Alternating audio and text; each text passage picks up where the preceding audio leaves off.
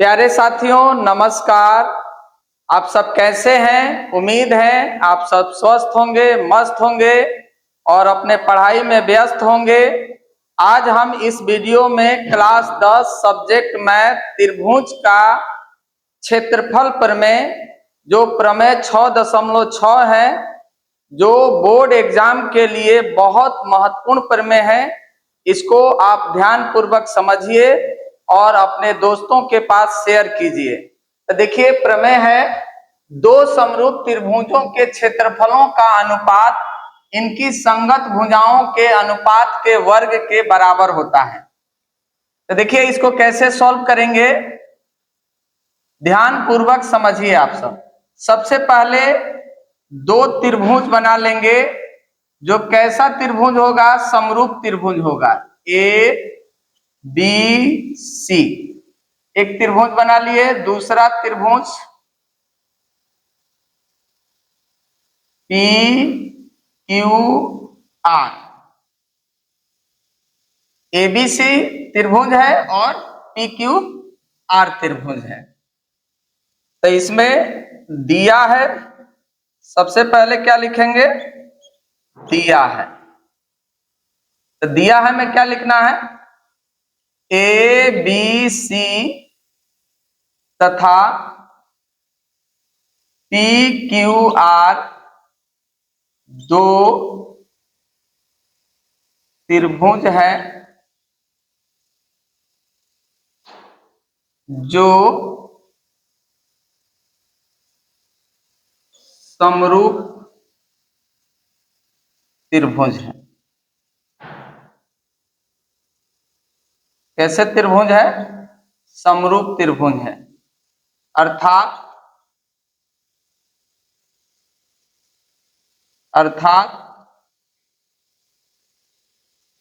त्रिभुज A B C समरूप त्रिभुज पी क्यू आर। दिया हुआ है दो समरूप त्रिभुज, तो त्रिभुज ए बी सी समरूप त्रिभुज पी क्यू आर। तो जब दोनों त्रिभुज समरूप हैं, तो जैसा कि आप जानते हैं कि जब त्रिभुज समरूप होते हैं तो उनके संगत कोण और संगत भुजाएं, संगत कोण बराबर होते हैं, संगत कोण बराबर होते हैं और संगत भुजाएं समानुपाती होती हैं। तो देखिए इसलिए ए बी बटा में पी क्यू बराबर बी सी बटा में क्यू आर बराबर ए सी बटा में पी आर। इसको हम समीकरण नंबर 1 मान लेते हैं। अब जो है कोण बी बराबर कोण क्यू, इसको हम समीकरण 2 मान लेते हैं। अब आगे सिद्ध क्या करना है? सिद्ध करना है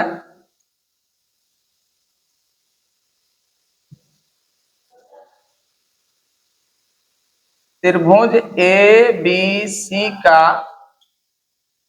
क्षेत्रफल बटा में त्रिभुज पी क्यू आर का क्षेत्रफल बराबर ए बी बटा में पी क्यू का होल स्क्वायर बराबर बी सी बटा में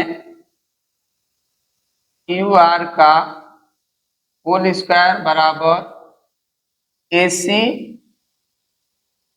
बटा में पी आर का होल स्क्वायर। यह सिद्ध करना है। अब रचना में क्या करेंगे देखिए जरा। अब यहां जो त्रिभुज ए बी सी है, इस पे हम लंब डाल देते हैं, एम। क्या डाल लेते हैं? लंब। पी क्यू आर त्रिभुज में भी क्या करेंगे? लंब डाल देते हैं, एन। मतलब पीएन लंब है, इसमें एएम लंब है। तो लिखेंगे, देखिए बाबू, रचना।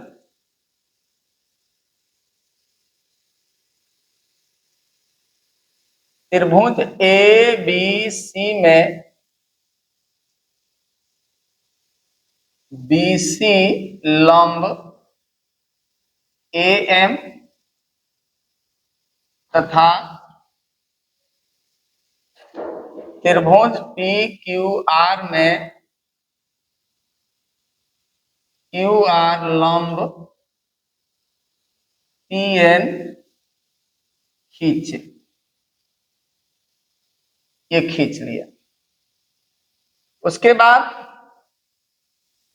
तो जब ये लंब हो गया तो कोण एम बराबर, कोण एन बराबर कितना हो जाएगा? 90 डिग्री। समीकरण नंबर 3 मान लेते हैं। अब लिखेंगे उपपत्ति।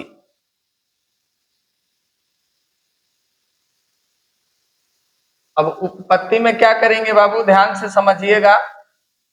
अब लेते हैं त्रिभुज ए बी सी में, तो चूंकि आप जानते हैं त्रिभुज का क्षेत्रफल 1/2 आधार गुणा ऊंचाई। क्या होता है बाबू? त्रिभुज का क्षेत्रफल बराबर 1/2 आधार गुणा ऊंचाई। अब इसके बाद देखिए आगे,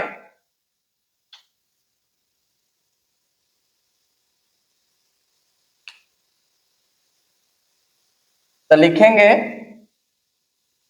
त्रिभुज ए बी सी का क्षेत्रफल बराबर 1/2। अब ध्यान पूर्वक यहां समझिए। अब इसमें त्रिभुज एबीसी में बीसी आधार है और ऊंचाई एएम है। यहां लिख देंगे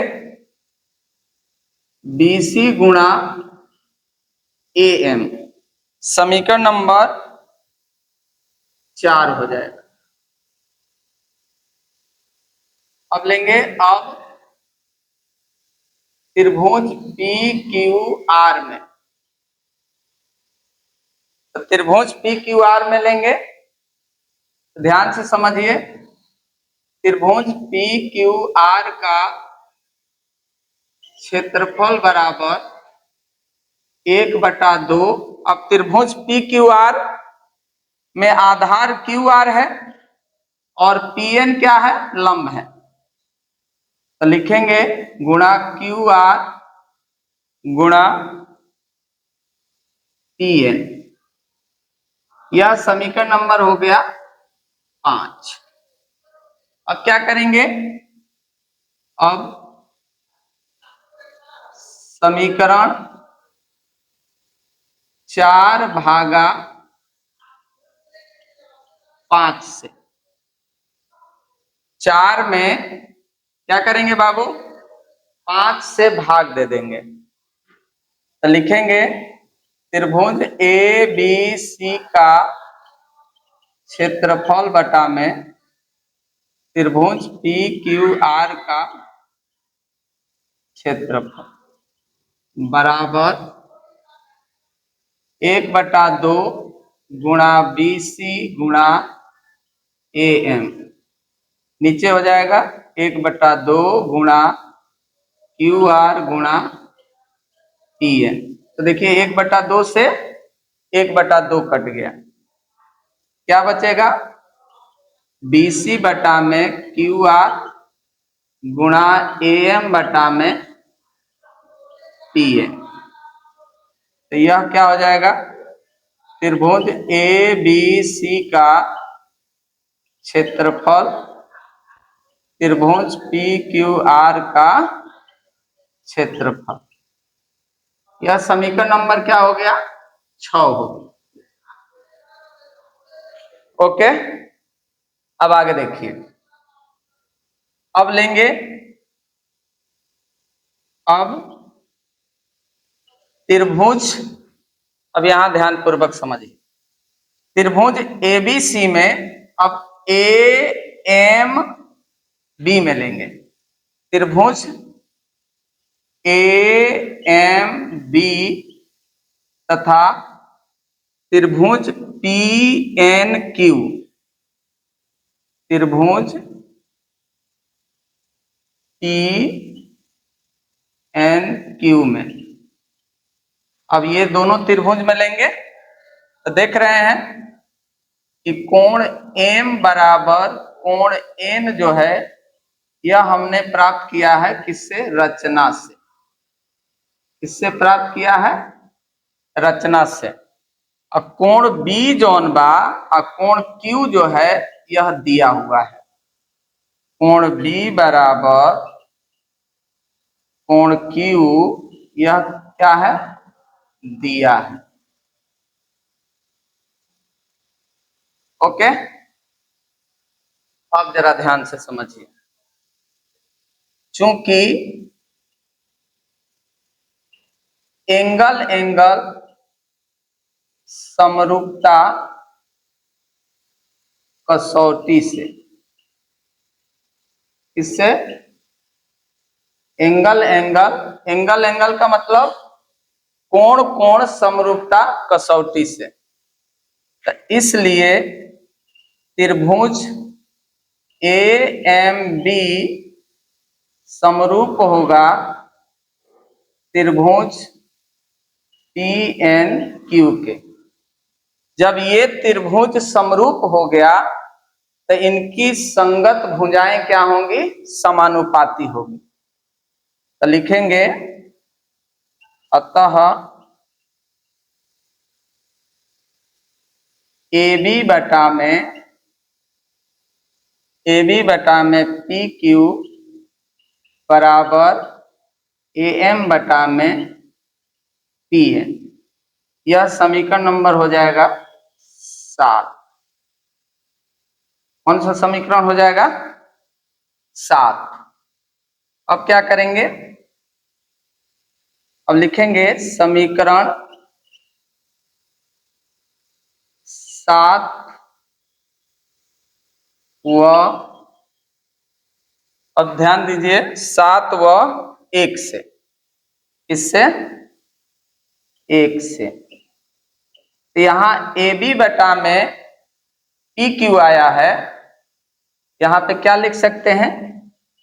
BC बटा में QR बराबर AM बटा में PN, यह समीकरण नंबर हो गया 8। ओके, अब लिखेंगे, अब ध्यान से समझिए, अब लिखेंगे समीकरण समीकरण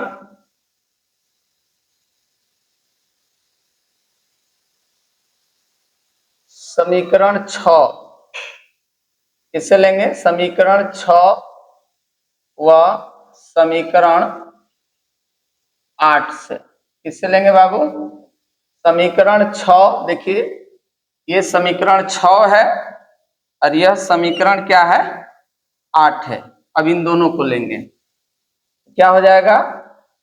त्रिभुज ए बी सी का क्षेत्रफल बटा में त्रिभुज पी क्यू आर का क्षेत्रफल बराबर, अब BC की जगह क्या लिखा जाएगा? सॉरी, AM की जगह पे क्या लिखेंगे? BC।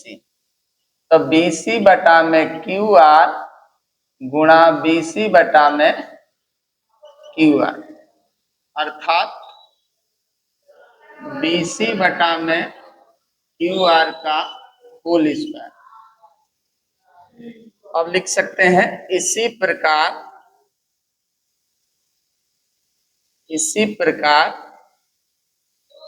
त्रिभुज ABC का क्षेत्रफल बटा में त्रिभुज PQR का क्षेत्रफल बराबर AB बटा में PQ का होल स्क्वायर बराबर AC बटा में PR का होल स्क्वायर। यही आपको सिद्ध करना था। इस तरीके से अगर एक सिद्ध करके दिखा देंगे तो बाकी सब उसी तरह सिद्ध कर सकते हैं। देख लीजिए एक बार।